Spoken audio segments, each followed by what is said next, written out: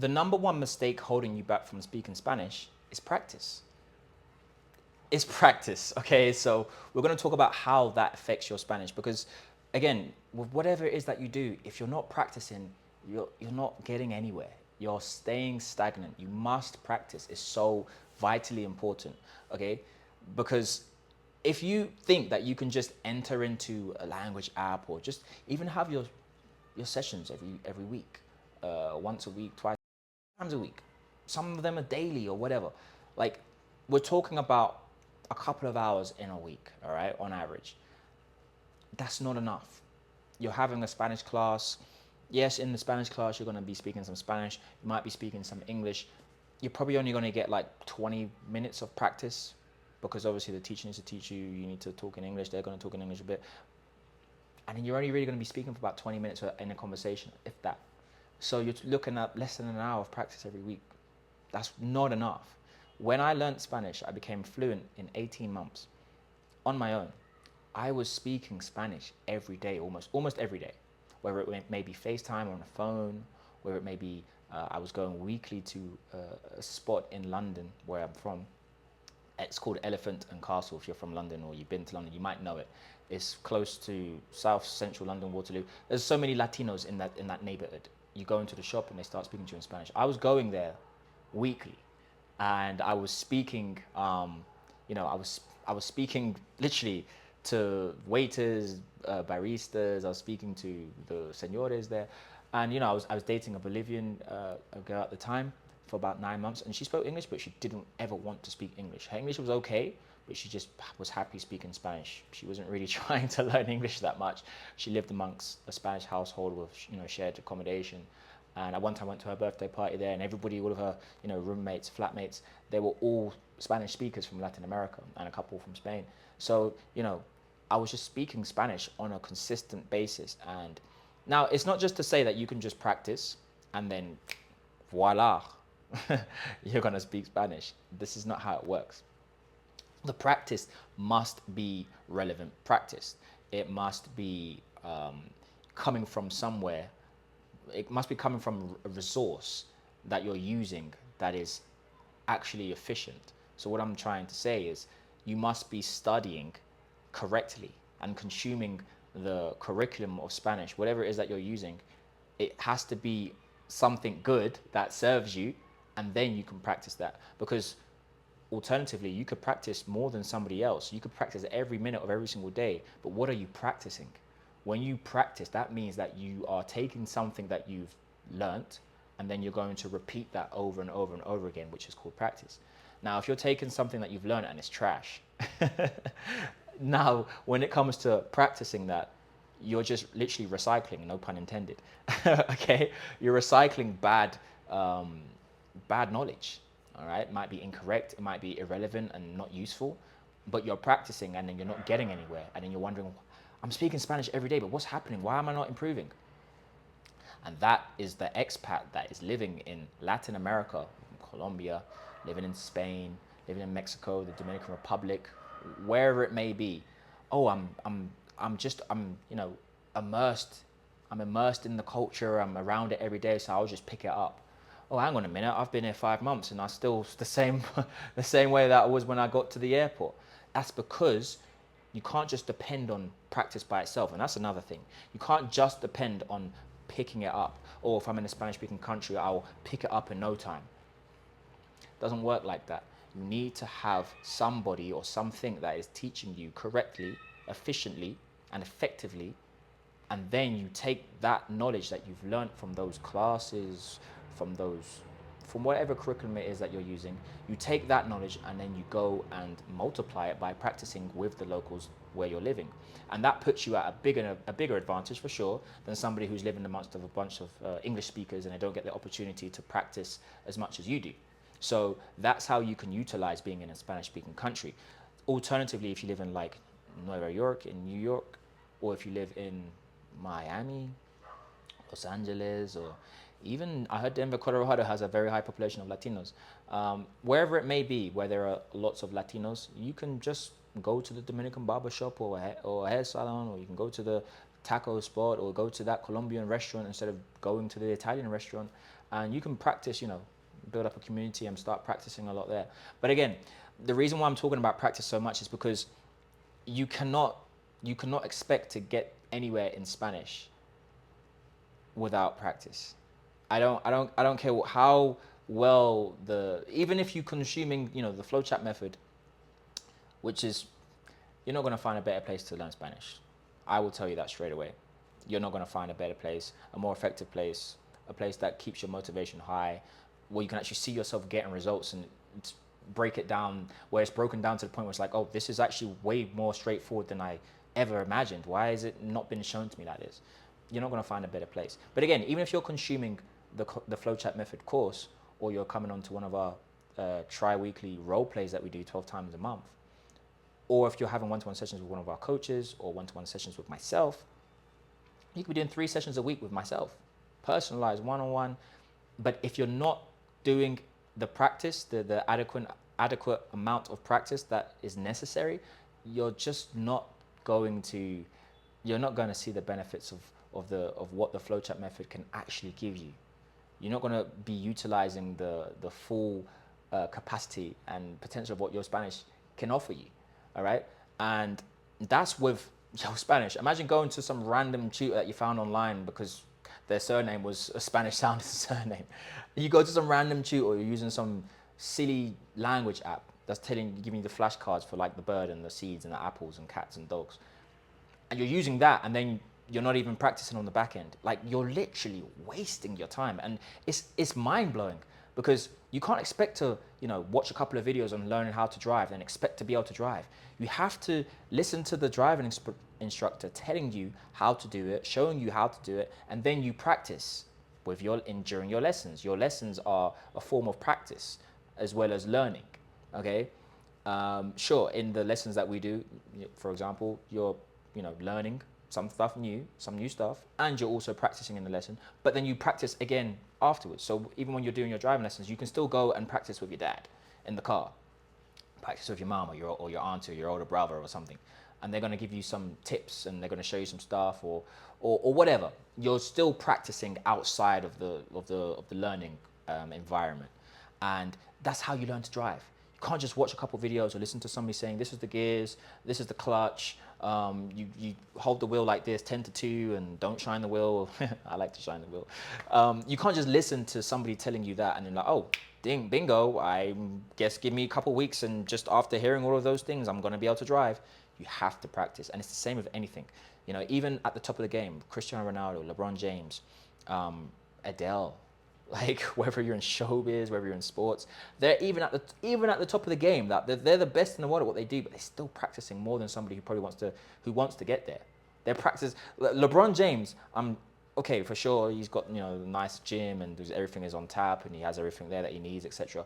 But you can't take away the fact that he's training every single day. Cristiano Ronaldo, for the last 20 years, he's been training every single day, trying to get better, or if he's not trying to get better, trying to maintain what he already has, or working on his weaknesses, whatever. But he's practicing every single day. And somebody who wants to get to where Cristiano, or just wants to get to the professional game, is not practicing as much as somebody who's already at the top. So it just emphasizes whatever it is that you're doing, practice is super important, okay? It's very, very important. But again, it comes down to what are you practicing? Cristiano Ronaldo is not practicing throw-ins. Like, when the ball goes out of play and you got to throw it in. He's not necessarily practicing that because it doesn't help his game. That's irrelevant for him. Maybe if he was a player that, was trying to work on a long throw that goes all the way close to the goal and it's very beneficial, okay, sure. But Lionel Messi doesn't need to be worrying about that. He's not practicing how to save a shot because that's not relevant to him, because he's an attacker, he's a striker, he's an offensive player.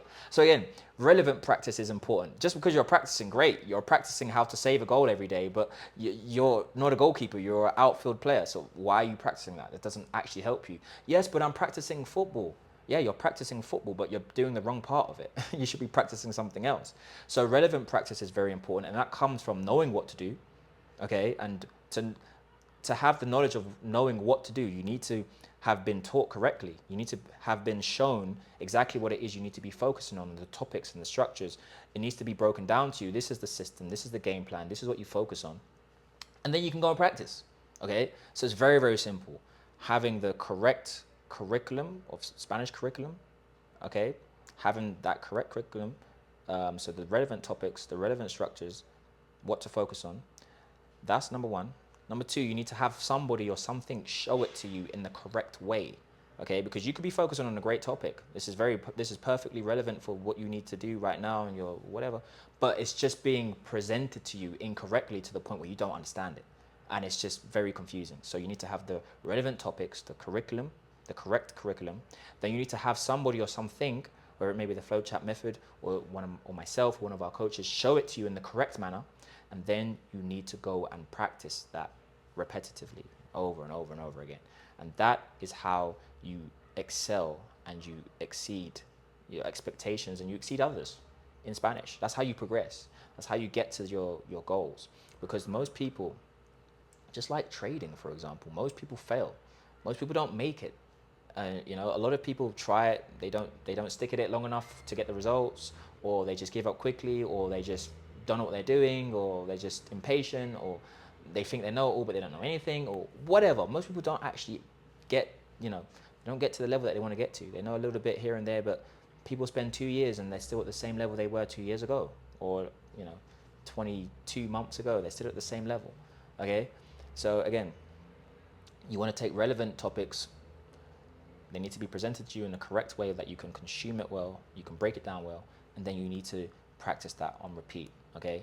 And that's, in my experience, I've spoken Spanish for a number of years now, and we've had this, we've been running Yo Spanish for a good amount of 2+ years, and we've come across so many of our students, so many people who inquire, so many people in the comment sections on our TikTok. We have over 450,000 on our TikTok, and a lot of people, how often do you practice? I do a couple of sessions a week, or sometimes I go and do it, but you're not speaking to anybody.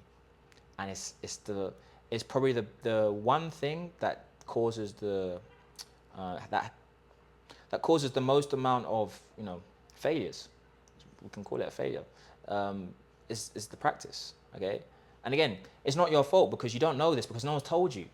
They tell you, I have a cat, this is how you say this, and this is how you do that, and this is when you have this verb and that thing, and you put the little grammar thing here, and you do that, and this and that. Yeah, that's great and stuff, but how about telling somebody that it's so important to practice, because everything that you learn can become useless if you do not emphasize on relevant practice. And okay, now you might be thinking, what is practice? What does that look like? Practice is not pressing buttons on an app. Practice is not necessarily your classes with your teachers. Sure, you're going to be able to have conversations with your tutor, etc. That's not practice, that's learning. Practice is not watching Netflix. It's not listening to Bad Bunny music or any Spanish language music. These are all ways that can help you. Listening to music, watching Netflix, sure, you can learn a couple things here and there. You can repeat something. You can come across something that you've seen before, and it can help stick it in your brain a little bit more with the subtitle or the lyrics, whatever. Practice is speaking with people. It's not even texting. Oh, I'm on WhatsApp. I text some of my friends, or I'm dating this girl, this guy, or my nail technician is bad. That's not even practice. Not even sending voice notes, because it's not live. It's not real. Practice is when you're speaking face to face in real life, or you're on the phone, or you're on FaceTime. Those are the only 3 ways that you can practice. The best one's obviously face to face in person. Second best is FaceTime. Third best is on the phone. On the phone, you can't read anybody's lips, so it's a lot harder. But it's still a form of practice because it is live. Now, again, the reason why I focus on it being live is because you can shoot a free throw for 100 times in a day in training and score and bucket 93 of them. You could hit over 90% success rate with the free throws in training. No one's there in the gym. It's just you and the bucket. You and the hoop, and that's it. But then the few days later, you could be in a game, 5, 10, 15, 20,000 fans in the stadium, and game-winning point, match-winning point right at the end, it's tied, or you're at 1 point down, you hit that free throw or whatever, and you score that bucket right at the end of the game, and you miss it. But you hit 93 of them out of 100 just a few days earlier, but you missed that one. Why did you miss that one? Because of the performance anxiety. And again, the reason why practice is so effective is not just to practice what you already know, what you already learned, etc., and to repeat stuff, and so it sticks in your brain better. It's because you need to get over that performance anxiety. Now, you could have practiced something in Spanish. You can know this phrase or this word or this structure very, very well, where you can say yo he dormido, yo he hablado, yo he pensado, hemos terminado, whatever. Okay, a particular structure, a particular word. You could have done it 100 times in your lessons or practicing whatever. But then when it comes to speaking live with somebody in Spanish in real time, you choke. Why do you choke? Because you've not practiced it long enough. You've not practiced it as many times as you need to. You need to be practicing so many times. You learn a structure, you do it in the class for 50 times, but you need to practice it 10 times in real life for it then to come out as quick as it comes out when you're learning with your teacher, with one of your tutors. All right? Again, I'm hoping I'm making myself clear. You need to have the constant repetition of a particular word phrase for it to solidify in your brain when you're live in conversation, because you might know your lines to the play, to your the theater play or whatever, your lines for your Netflix star role. You might know those lines inside and out when you're at home in front of the mirror in the shower or whatever, reciting your lines to your mom, whatever. But when it comes to the actual cameras or it comes to the actual play with the audience, you choke. Why? Because you've not practiced it live in that kind of setting before enough. So that's why you need to do it again and again and again and again and again, so it sticks. Okay, performance anxiety, it cripples you in sports. It cripples you in showbiz. It will cripple you in the boardroom. Okay, you need to, and it's the same in Spanish, and it's the same in language. If you've not been practicing real time with people that you, especially people that you don't even know, getting those sweaty palms, the jittering, the stuttery, your heart pumping, you start sweating on your forehead. If you've not experienced that enough times, it doesn't matter what you've learned and how much you've learned, it's just not going to come out. Okay. It's the same thing. You want to approach a beautiful girl that you've seen across the room. Oh, I've watched all of these YouTube videos that teach me how to talk to a girl and get her number. Great. Let's do it. And then you choke because you've not done it enough. Okay. It's the same thing. It's fear of rejection, approach anxiety, fear of rejection. It's all along those lines. Mainly the fear of rejection. You have to get out of your comfort zone. You have to practice a lot. So many times over and over and over, and to the point where you become comfortable whilst performing, whilst where it really matters. Okay, and so we've covered so many things in this video, talking about practice, relevant practice, talking about how your practice will help for you to remember things that you know so well, but why isn't it coming out when I'm live in conversation? So that's the number one reason. You need to practice as much as possible. How much should you be practicing? How many hours in the gym do I need to spend before I can make it to the NBA? I don't know. That's not the question that LeBron James asked. Oh, how many times a week or how many days or how many hours should I do of training for basketball before I can make it to the NBA? He was like, how can I find time and invent time and spend and dedicate as much time as possible to basketball and training to the point where I can get really, really good? How can I find more time? How can I take things out of my daily routine that I don't need to do and focus and dedicate my time on basketball? That was his problem. That was the question that he was asking. So you want to be on the offense rather than the defense. But if you're not doing more than 3 hours of practicing, with 2 to 3 hours at least of practicing, we're speaking with people a week, kind of wasting your time. All right, you want to be at least doing at least minimum 2 hours, a week. Obviously, you might have children, you might have high pressure job, you got work, loads of stuff to do. Okay, we're all adults, but you need to be dedicating as much time as possible. Find ways to be creative enough to find ways that you can actually practice as much as possible. Okay, so again, make sure you're practicing. If you want to practice every single week, we have a role play session that we do 3 times every week, 12 times a month, with one of our Yo Spanish tutors who are fluent in English and native Spanish speakers. And there is a non-judgment zone. It's very, everybody there is like-minded, and there's no pressure. It's very chilled. You can practice at your own pace. and you can practice with other people, practice with the teacher, and it's, you know, hours, 1 hour session 3 times a week, and it's very, very beneficial, and it will give you the sufficient amount of practice that you need, especially if you cannot find anybody who is a Spanish speaker in your network or in your area, your neighborhood or your city, or you're just a bit shy to speak to strangers. So yeah, if you want to do that, go to yospanishroleplay.com. Again, yospanishroleplay.com. I'll put a link in the description below. And as always, subscribe, click like if you like the video. I hope you did. Comment, share it with somebody that you think needs to hear this video. And we will see you on the next Yo Spanish video. Vamos pues.